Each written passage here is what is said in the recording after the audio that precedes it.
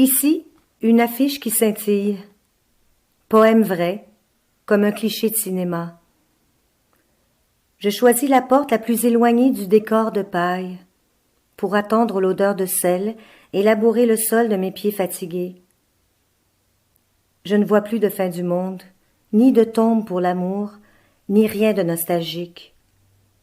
Je pense au tigre qui parcourt l'immensité de son territoire, tandis que je reste là, figé, entre le ciel et la terre.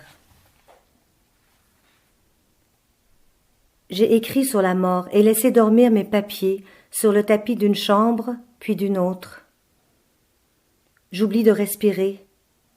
Les rideaux sont lourds, tels de grands miroirs embués. C'est l'autel du paradis de l'austérité. Je plie sous les pas des êtres lorsque la nuit avance, sans défaut ni trace de maladie. Pourtant le désordre est perceptible. Juste une seconde de mystère a plané sur la ville aujourd'hui.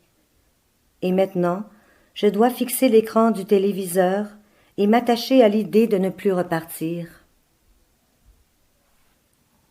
À Mexico, à la Nouvelle-Orléans, près des cimetières, des coiffeurs de famille, à l'ouest des oiseaux, près du fleuve, tout près de ma vie secrète et entière. Je descends dans une caverne dorée.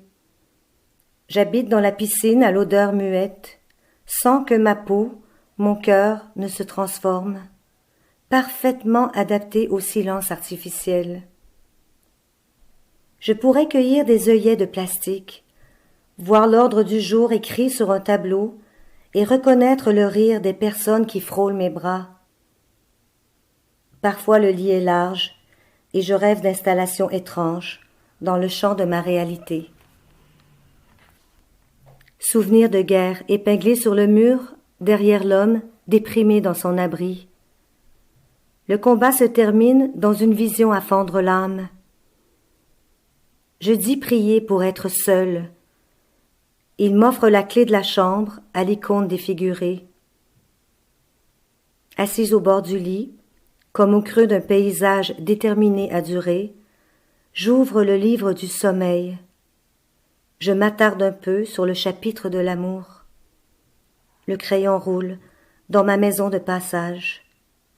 Ici, un moment de beauté, sans lointain, des yeux surpris par le ciel.